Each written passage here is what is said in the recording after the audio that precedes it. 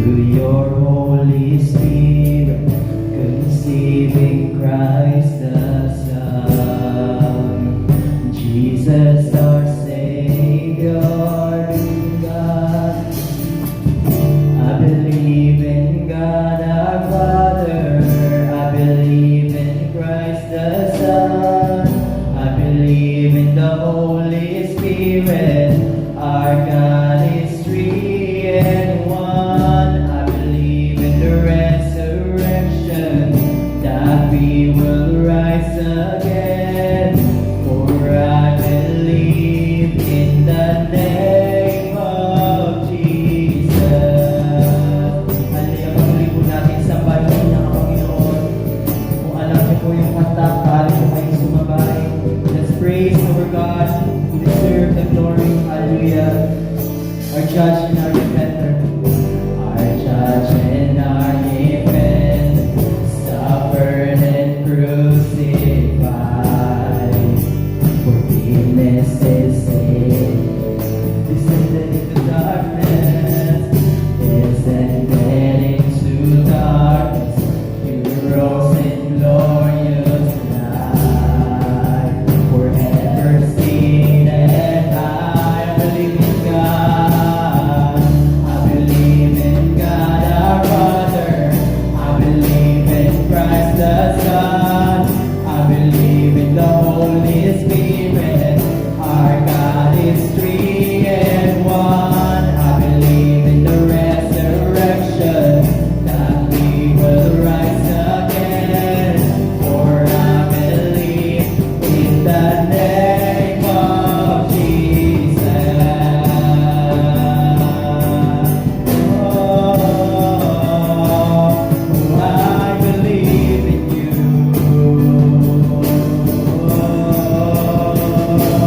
I believe in you. I believe you rose again. I believe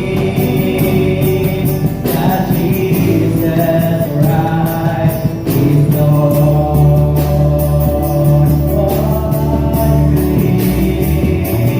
I believe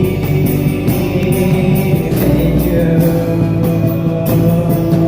I believe you rose again.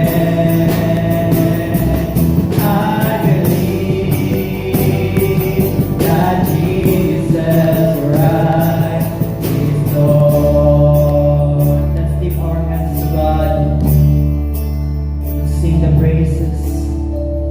I believe in life eternal. I believe in the virgin birth. I believe in the saints' communion, and in your holy church. I believe in the resurrection, that Jesus comes again. For I believe in the name of Jesus. I believe in God our Father. I believe in Christ the Son. I believe in the Holy Spirit. Our God is three and one. I believe in the resurrection, that we will rise again. For I believe in the name of Jesus. For I believe in the name of Jesus. For I believe in the name of Jesus.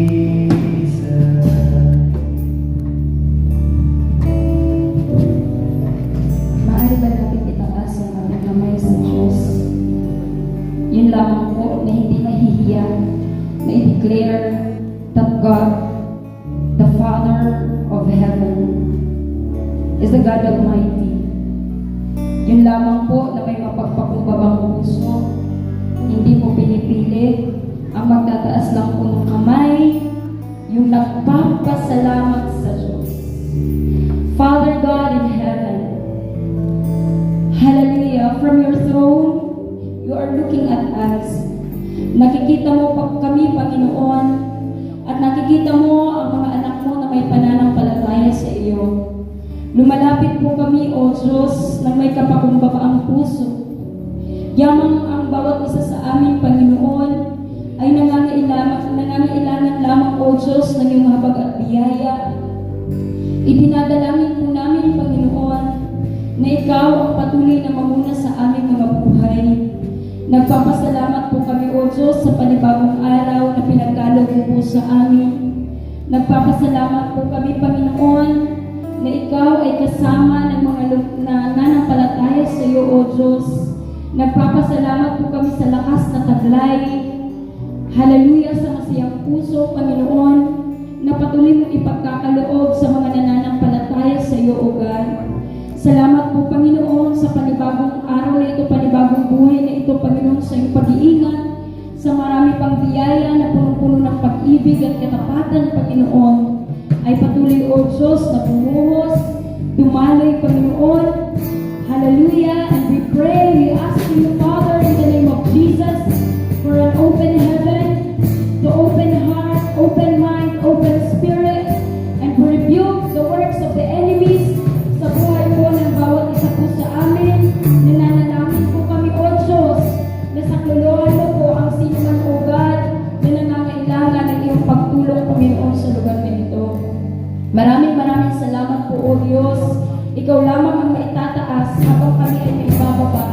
Ikaw lamang ang mapararalan na habang kami, O Diyos, hallelujah, ay nabubuhay na may pagpapakababa sa mundong ito, Panginoon, ayon sa kalooban. Salamat po, Ama. Patuloy kang maluwalhati at maganda. In Jesus' name, Amen. Sige po, pinakamalakas na palakpak para sa Diyos. Tayo po ay manalangin. Panalangin po natin ang Apostles' Creed. Sabay-sabay po tayo. 1, 2, 3, blow. I believe in God, the Father Almighty, Creator of heaven and earth. I believe in Jesus Christ, His only Son, our Lord, who was conceived by the power of the Holy Spirit and born of the Virgin Mary. He suffered under Pontius Pilate, was crucified, died, and was buried. He descended to hell. The third day he rose again from the dead. He ascended to heaven and is seated at the right hand of God the Father Almighty. From there, he will come to judge the living and the dead. I believe in the Holy Spirit, the Holy Christian Church, the communion of saints, the forgiveness of sins, the resurrection of the body, and the life everlasting. Amen. Sige po, makakaupo na po.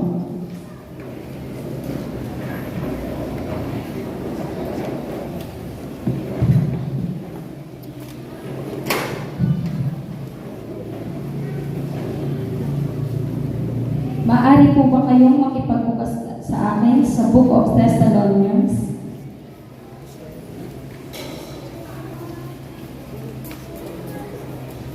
Sa Tagalog po, ito po ay Thessalonica.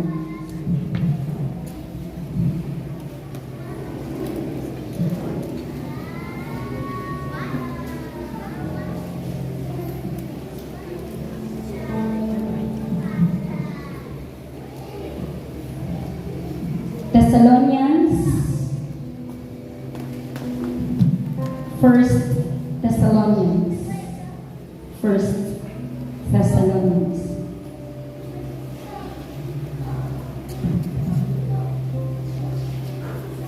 Sunod po yan sa Colossus or Colossians.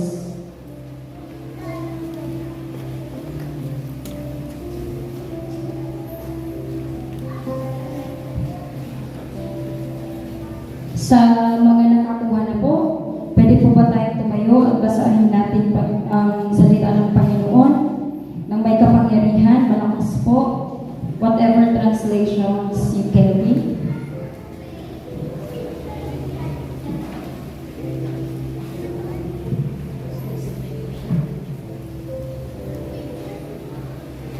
Sige po.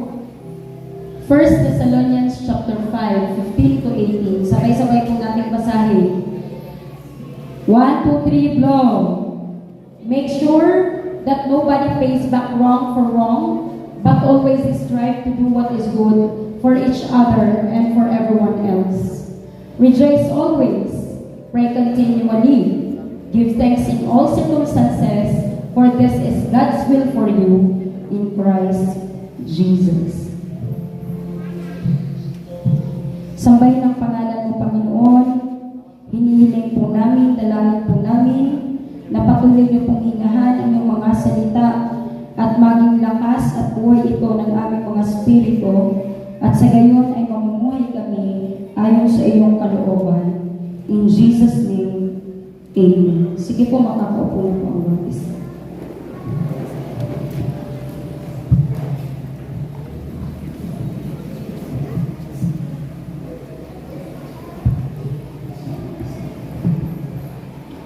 Sound check.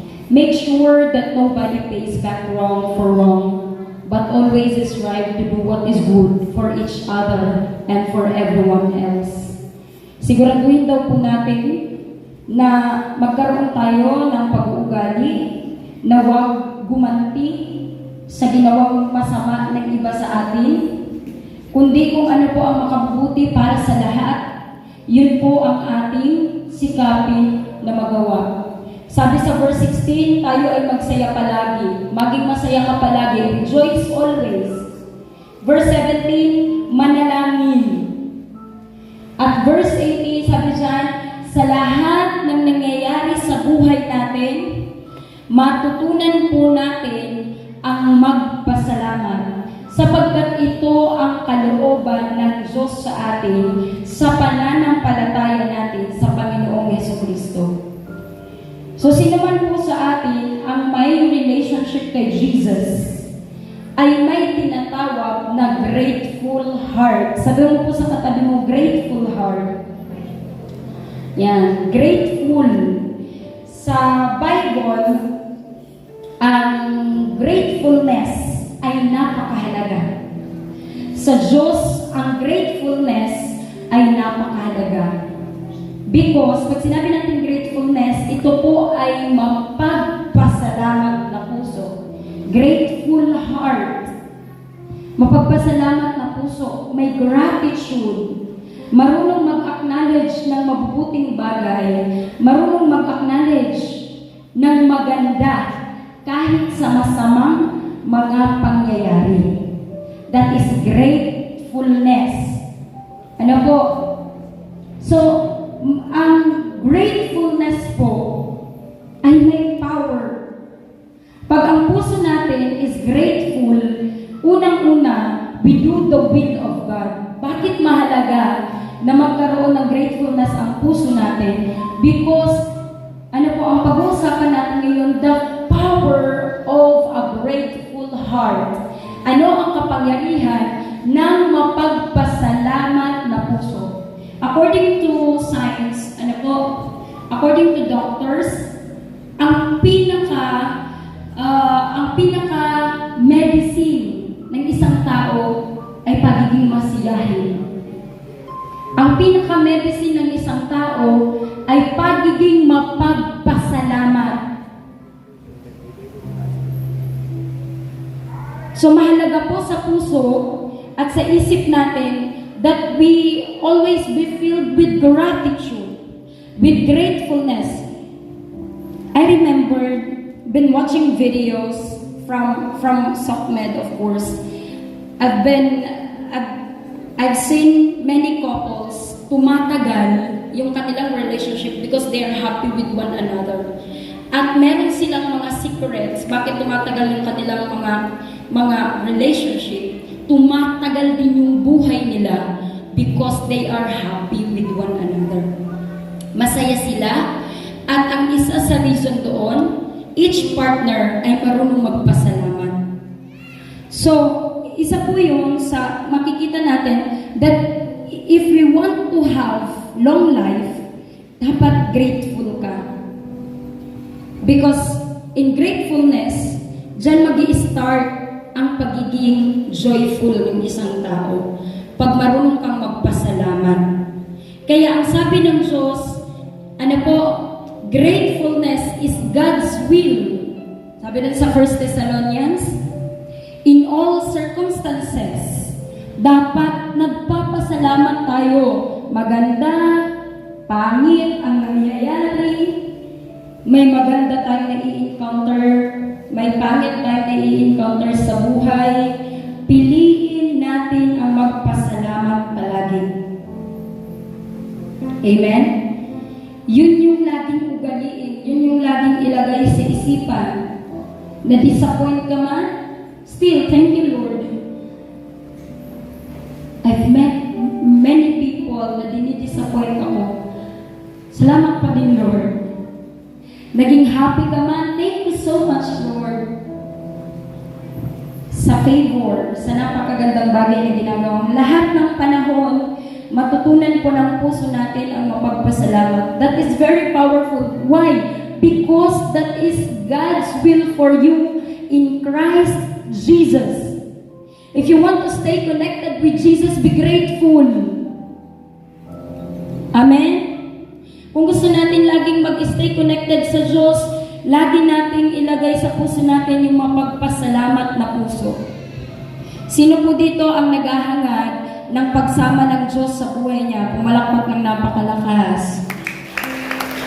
Yan na po ang malakas sa inyo. Para sa akin lang yan. Lakas ka para sa Diyos. Praise God. Ang pagpapalakpak natin, a sign of gratefulness. Ang pagtaas ng kamay, a sign of gratefulness. Ang pag-awit natin ng mga pagsambang awit, sign of gratefulness. At diyan, sa pamamagitan yan, ginagawa mo ang kalooban ng Diyos. At kung tayo ay naghihirap, tayo ay masaya, magpasalamat. Because that is God's will for us. Ang buhay ay punong-puno ng masaya at malungkot na pangyayari, still magpasalamat. Sabi ng kaibigan ko, ano po, tambay yun.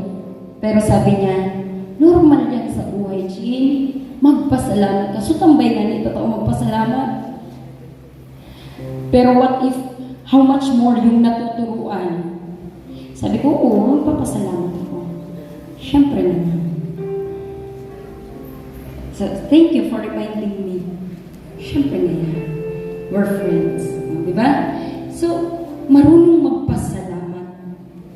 Paano pa kaya yung mga natuturuan ng values education, natuturuan ng literature about good behaviors, that we cannot acquire gratefulness sa buhay natin?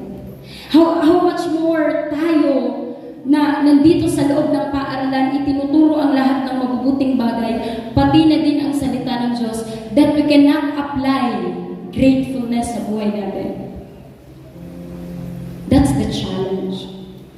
Kaya, sabi dyan, magpasalamat tayo sapagkat ito ay kalooban ng Diyos sa buhay natin. Pangalawa, saan pa tayo dapat magpasalamat? Because it is God's will. In everything we do, sa lahat ng ginagawa natin, be grateful. Be grateful. May narinig akong preaching na sabi daw ng tatay nila, pag gumagawa man lang na nakasimangot, huwag nang gagawa. The same with my father. Kung nakasimangot man lang talaga, huwag nang gagawa. Kung hindi grateful sa pinagagawa, huwag nang gagawa. Sabi dun sa kapatid ko, pag hindi ka ngayon magpagpasalamat sa ginagawa mo, huwag mo nang gagawin dahil masama ang kalalabasan. Bakit? Ano ang will ng Diyos sa pagpapasalamat, sa pagiging mapagpasalamat natin? Basahin po natin, and whatever you do, malakas, 1, 2, 3, blow.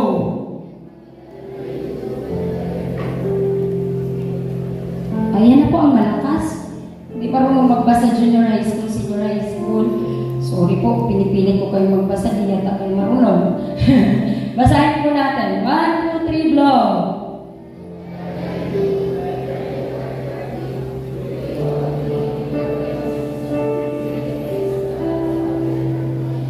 Make Jesus your inspiration. Minsan nagtatanong siya, bakit ganyan kayo, Ma'am Shi? Bakit ganyan po? We make Jesus as our inspiration. Bakit malakas magbasa? Make Jesus as our inspiration. Why we declare the words and good deeds of God? We make Jesus as our inspiration. It's not anymore ourselves, but it's all about Jesus. Sabi siya, whatever you do, whether in word or in deed, do it all in the name of the Lord Jesus, giving thanks. So yung ginagawa po natin, pwedeng sabihin po natin, ay maging sign of our gratefulness sa Diyos. Gusto ng Diyos maging mapagpasalamat tayo palagi. Ano po, sa lahat ng ginagawa natin, mapasalita o mapagawa. Yan po ang kalooban ng Diyos. Kaya there is a power in grateful heart. The power of the grateful heart is you are able to do the will of God. Kaya saan po tayo dapat nagpapasalamat? Kung gagawa tayo, sasalita tayo, lahat ng concerns natin sa buhay, be filled with gratefulness. You can be disappointed at times. You can be offended at times. At the end of the day, be grateful. Salamat pa rin, Lord, for the victory. Amen? Be grateful. Next, ano pa tayo dapat nagpapasalamat? To the Father through Jesus Christ. Yung gratefulness natin, maglilid ito sa pagpapasalamat sa Amang nasa langit. Amen? Basahin po natin ang Ephesians chapter 5 verse 20. Verse 20. Pakibasa po ng malakas. 1, 2, 3, blow.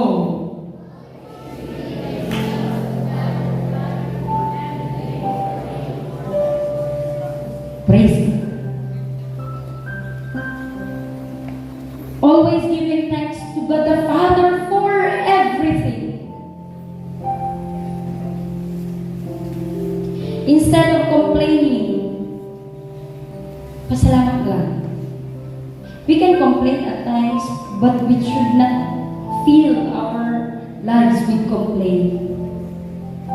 Tingin kayo sa akin, kahit gaano katatag ng present moment ninyo, if you will not be grateful, you will be nothing someday. Bakit? You're not doing the will of God. Bakit po? Will ng Diyos ang laging tayo ay magpasalamat for everything. In the name of our Lord Jesus Christ. Tingin kayo sa akin. People may cause you not for you to give thanks. Will stop you to give thanks. Friends will stop you to give thanks. Your family circumstances will stop you to give thanks. But make one reason to give thanks. No other than Jesus Christ. Your disappointments, your discouragements, your problems, many circumstances will stop us to give thanks to Him, to give thanks to God. Pero ano ang sabi dyan? Make Jesus the reason of your gratefulness.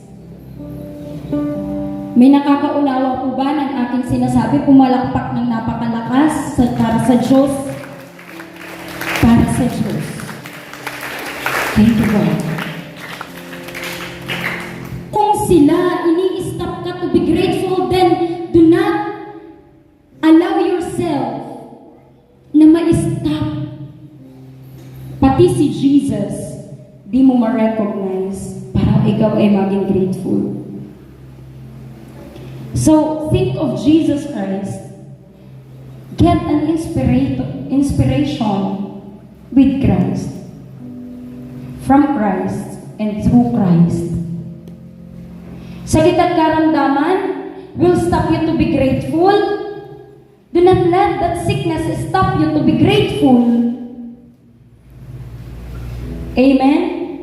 Do not let anything else, anybody else, stop you to be grateful, because they will just stop you to do the will of God. Gratefulness is a will of God. Gusto mo, di ba, nagpipray ka, Lord, paano ko po masusunod ang kalooban mo?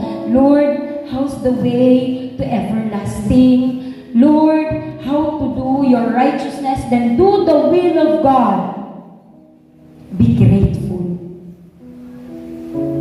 Amen? Be grateful. Ano mga ate at kuya? Sa elementary, be grateful. Maging mapagpasalamat. Sa mga ate ko dito at kuya ko dito, be grateful. Laging magpasalamat. Do not let anyone stop you from doing the will of God.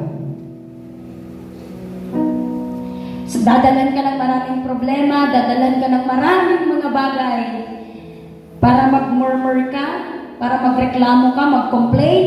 Do not let anyone go on your way to stop you from doing the will of God.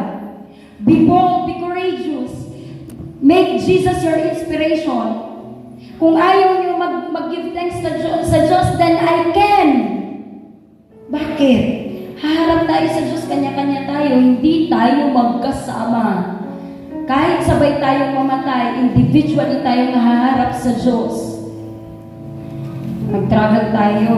Sana walang mangyari ganun. In Jesus' name, walang halimbawa lang, nag-travel tayo, na-aksidente tayo, sabay tayong nawala, pero kanya-kanya yung pananagutan natin sa Diyos.